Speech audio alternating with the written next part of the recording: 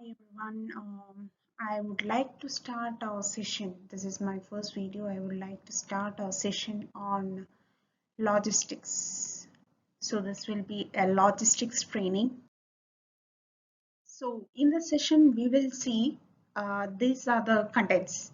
Like first one is what is logistics that I will discuss. Then the second one is Incoterms. What is the latest Incoterms that we are using right now? Then third is the type of logistics. What are the different types of logistics we use? Next is sea freight process and air freight process, local import process, then logistics challenges due to the current COVID situation that we will discuss. Okay, basically, what is logistics? In simple definition, we can say it's the commercial activity of transporting goods to customers. Okay, that is from the point of origin till the destination. That is, that cycle is a logistics.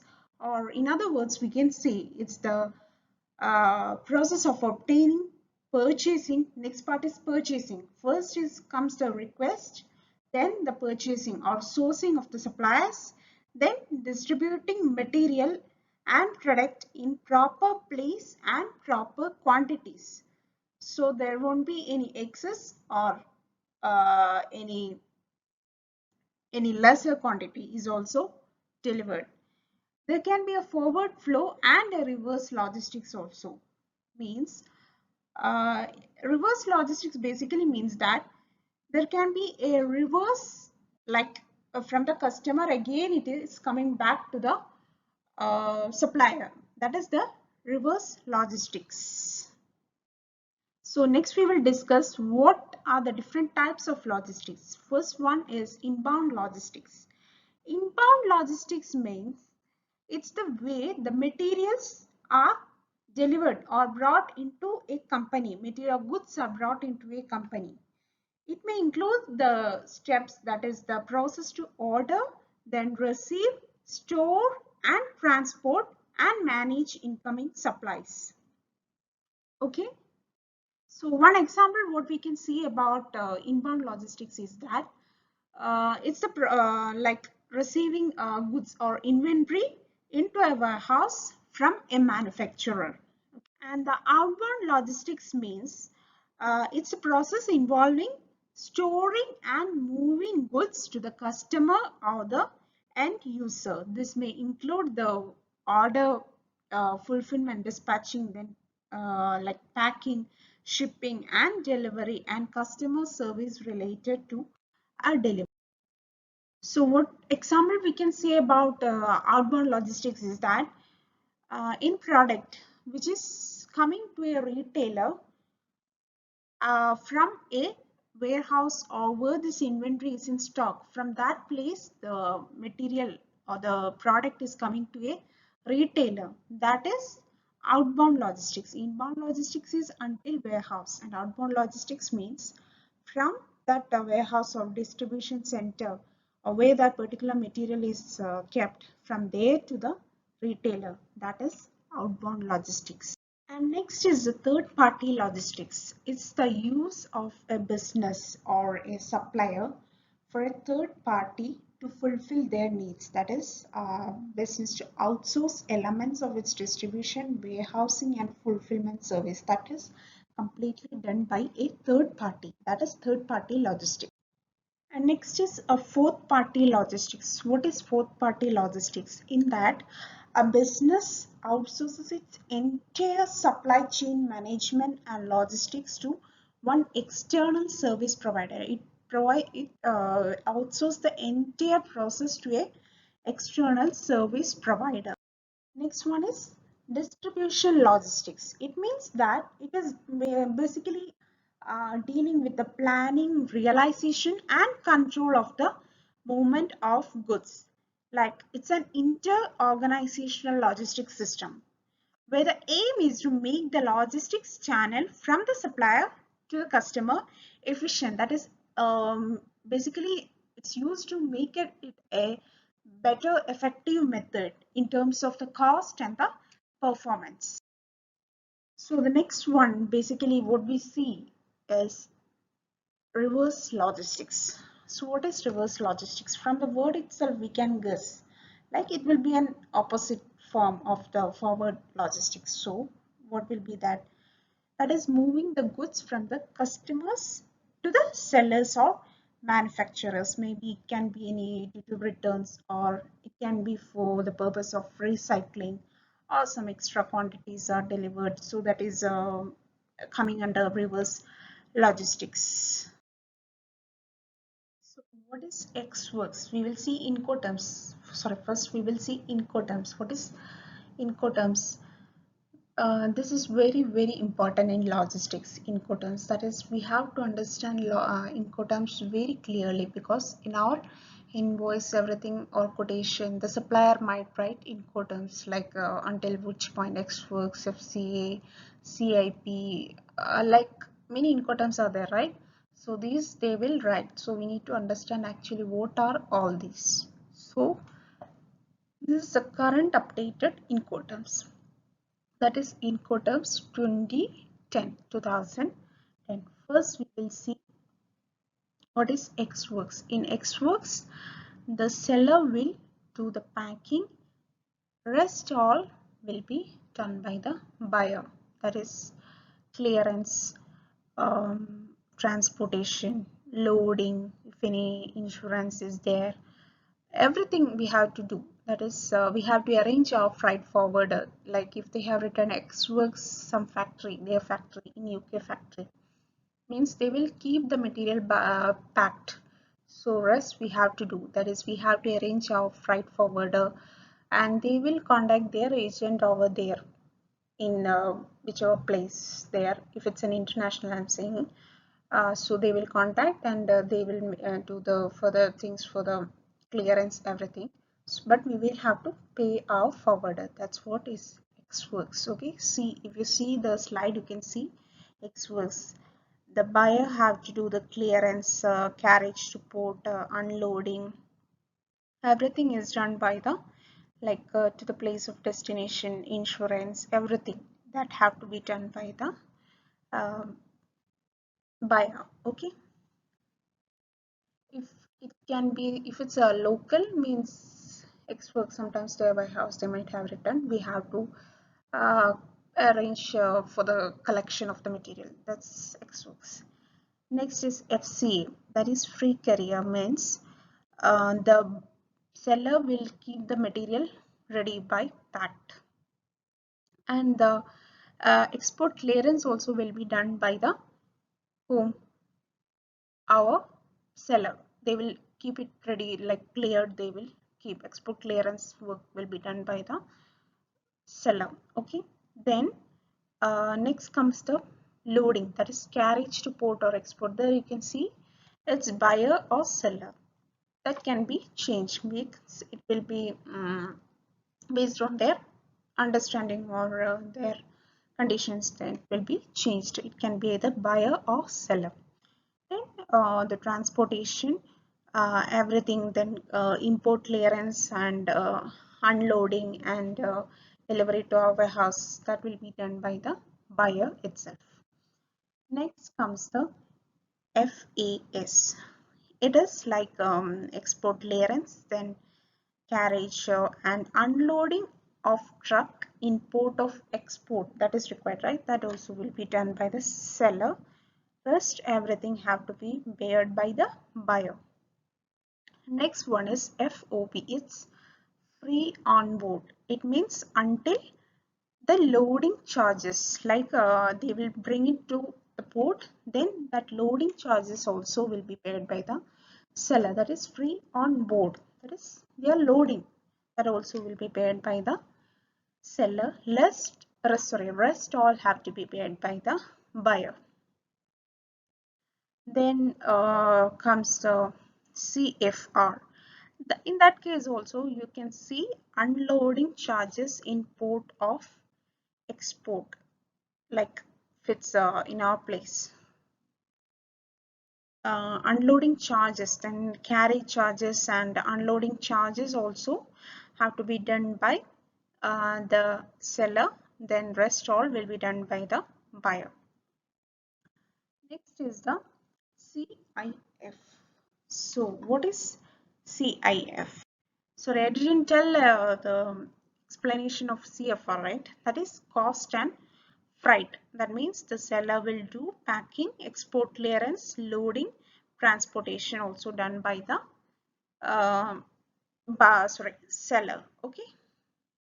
Next we will see CIF, cost, insurance and freight. So this insurance, that is the freight, transportation until transportation, then loading on truck in port of import, that is also done by the seller. CIF, that means it can be like CIF Dubai or CIF Sharjah, something like that it can be. So CIF means the freight, everything will be paid by the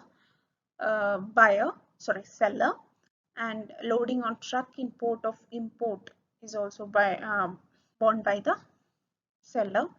What we have, and the insurance also, see, the insurance also will be borne by the seller.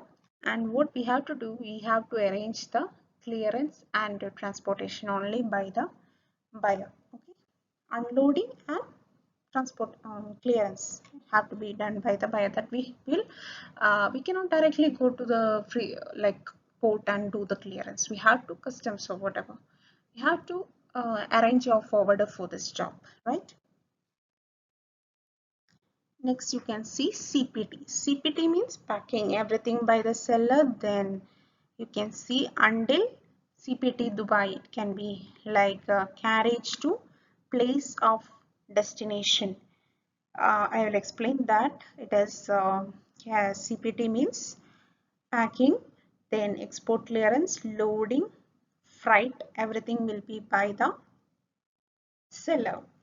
What buyer have to do is unloading and import clearance. If there is insurance, CPT, in CPT, buyer have to bear. Carriage only is paid by the, and carriage to place of destination, that is borne by the seller. Okay. Next is CIP.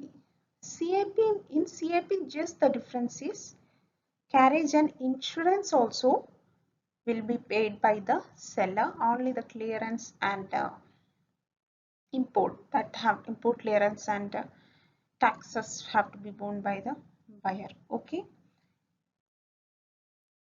And next is coming DAP. That is delivered at place. It means that the buyer will bring the material on with insurance until some place they will mention, like some location they will mention. Until that they will bring delivered at some particular place. We have to do the clearance and whatever tax we have to do. Then next one is DDP. What is DDP? It's delivery duty paid. Okay, delivery duty paid means they will bring until our stores, DDP stores, stores or warehouse, whatever, they will bring that material until our stores. Okay, delivery duty, that is delivery duty paid.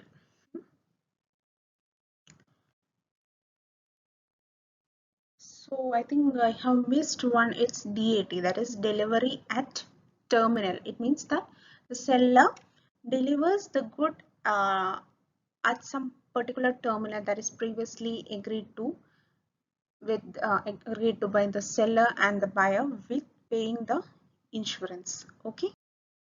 Okay, so I hope you understand all these terminologies. It's simple. We can check the table. If you want, you can save this table and see what is it all. Okay.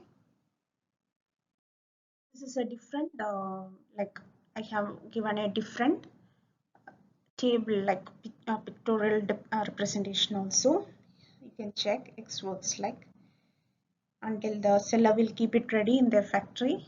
Then we have to bear FCA free carrier. First they will do the carrier like free carrier until the port or whatsoever.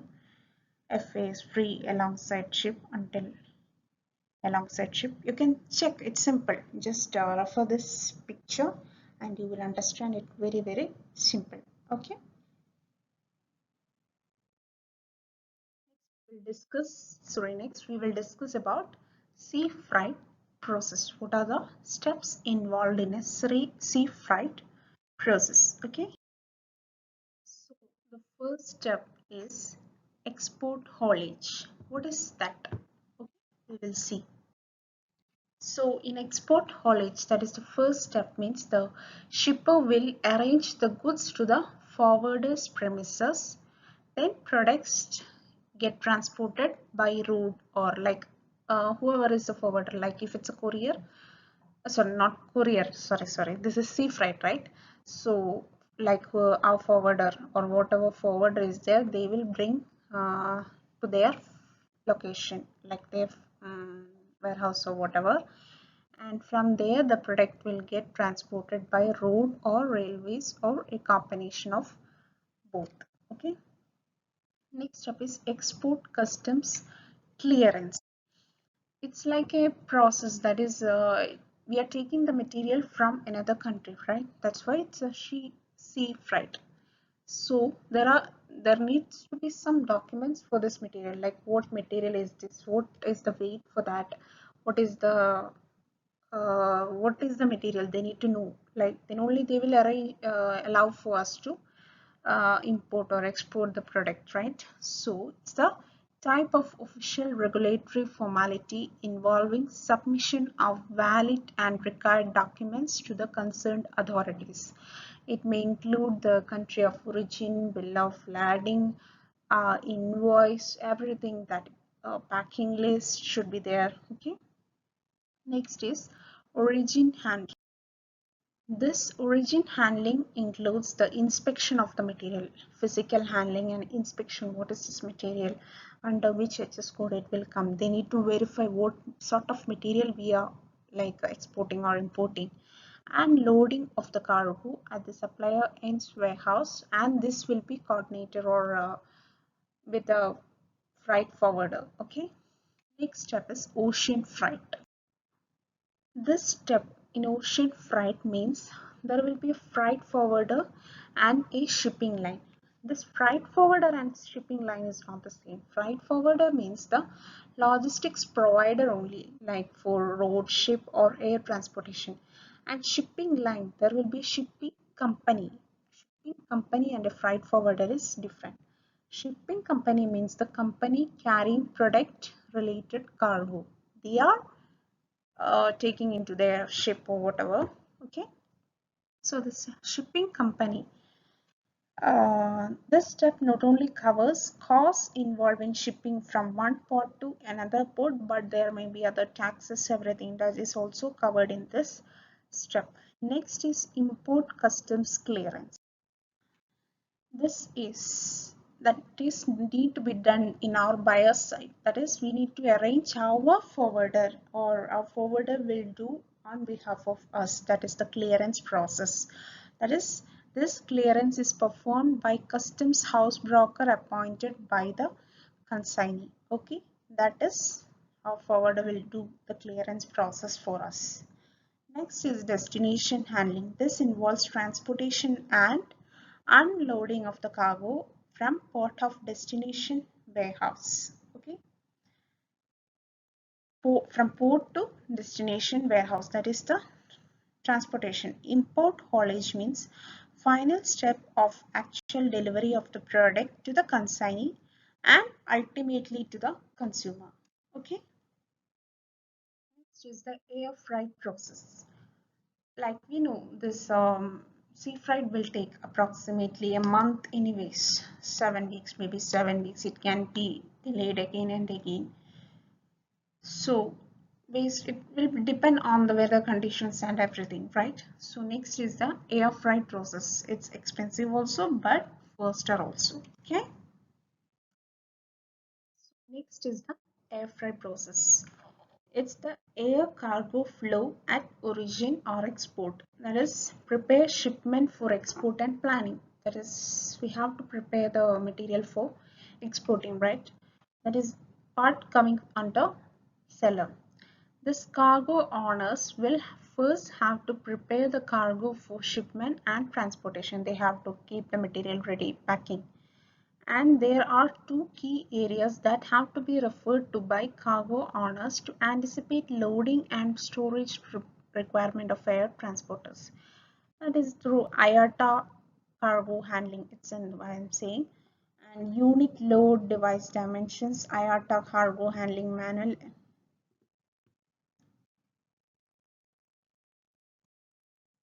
or what we can say, like it's a movement of like taking the freight forwarder will collect from our warehouse, that is the seller's warehouse. This usually requires maybe requiring the help of a truck or train to move them. Then how long it will take, it will be depending upon the distance, then geographical location, and what are the items also, it will depend. Okay, and also this first stage can take anywhere from a few hours to a few weeks. Okay, this first stage will take that much of time. Okay, so next one is also we need to check the weight and all, right? What items are this and what is the weight of the material, these all have to be considered, right? And next, calculate and determine cargo chargeable weight. So we have to understand what is the difference between chargeable weight, net weight, and gross weight. This three terminologies you might have seen somewhere or anywhere you have seen. Net weight is the weight of the actual cargo itself. What is the weight of the cargo? That is net weight. And gross weight is a view of the cargo shipment in totality, including the package, pallets, and containers. So, net weight means that particular product net weight or the cargo weight only. But in gross weight, there will be, if you are using pallets or packaging weight, containers weight, everything including is gross weight.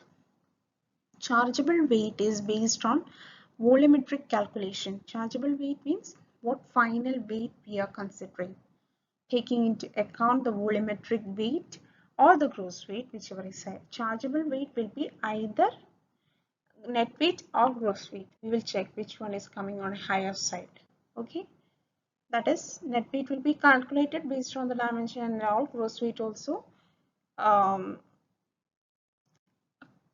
total weight or whatever it is. Okay, so which one sorry, net weight will be the weight kg, how much. Gross weight will be calculated like taking the dimensions and everything. So whichever is coming higher, they will take that, and that will be the chargeable weight. Okay, then arrange bookings with air freight forwarder. So once everything is packed and kept ready, we have to arrange the freight forwarder. All right. The booking can be called the shipper's letter of instruction or shipper's booking instruction, right? Next step is preparation of airway bill. So what is airway bill? It's just a bill. While transporting by air, it will be called airway bill. In simple, that's it. A drafted airway bill complete with the cargo details. So what all details will be there in that bill that we have to check? Cargo details, shipper, destination details, flight schedule details, prepared and confirmed by both freight forwarder and the shipper. Like there are different types of airway bills: house airway bill, neutral airway bill, master airway bill, e-airway bill. There is no need to go in deep. Okay. Next step is transportation to terminal warehouse operator. Once booking and details in the airway bill is confirmed. So after we get the airway bill, we will check and confirm, okay, this is okay. Either by the freight forwarder or the shipper, the cargo is transported to the warehouse terminal appointed by the airline. So that is from the shipper's location, that will be transported to the warehouse of the freight forwarder. Then they will issue a warehouse receipt or freight certificate. If the cargo at hand is consolidated by the freight forwarder, then the freight forwarder is responsible. Like if the cargo is consolidated, if it's consolidated by the freight forwarder, then he is responsible to issue the receipt. Okay, then it's called forwarder's receipt. Understood? Next up is customs clearance. We have to clear our shipment, like shipment in the sense the product cargo. We have to clear from the customs, that they will inspect the material, what sort of material they will check. They don't know what material is this, they just check the HS code. Okay, so this is coming under this category, so they will understand based on the HS code. uh, this is where custom officers inspect whether there are any anomalies, that is if there is any like discrepancy, they will check. Okay, next up is loading and stowing of cargo. Once all of them above, all this just is done, the cargo is then loaded and the airplane.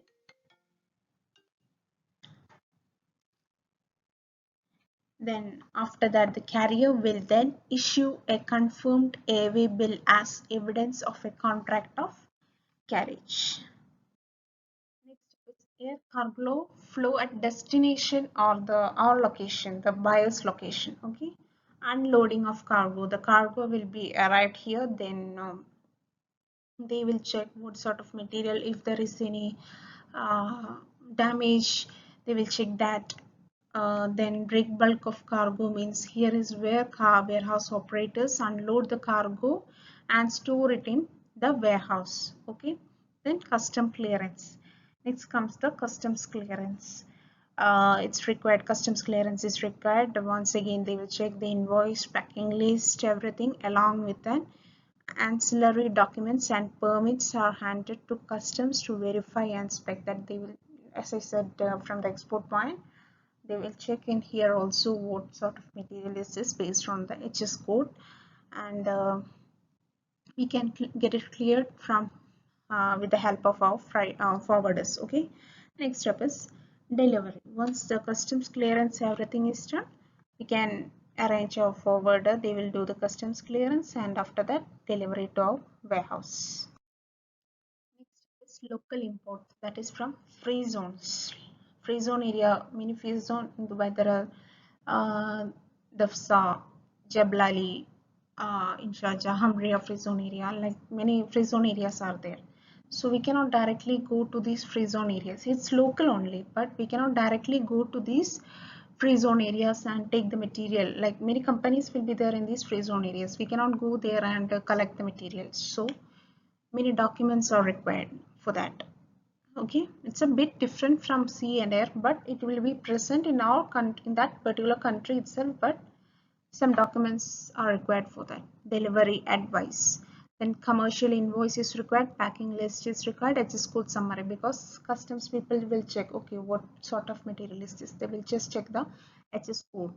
And then customs clearance, our freight forwarder will do that from Dubai, whatever website, this customs website is there, they will do on our behalf. Then they will collect the cargo and deliver to our warehouse. We have to pay them. Okay, like there will be customs 5% charge, then clearance some 2% will be there, and transportation charges to our warehouse. So, in this COVID time, we know every industry is facing many challenges. Similarly, logistics or the supply chain industry is also facing many challenges. The prices are very high for the logistics.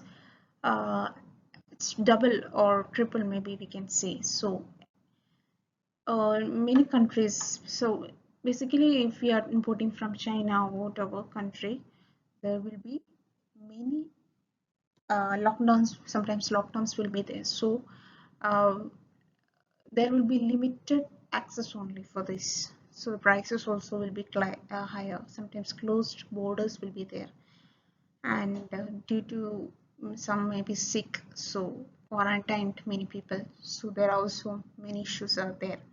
Also due to these shortages, the raw material shortage also will come, so the price will be very high. So that's it. Basically, it's very hard nowadays, right? So I hope you all understand. If you have any doubts, you can ask me in the comment section. I will respond.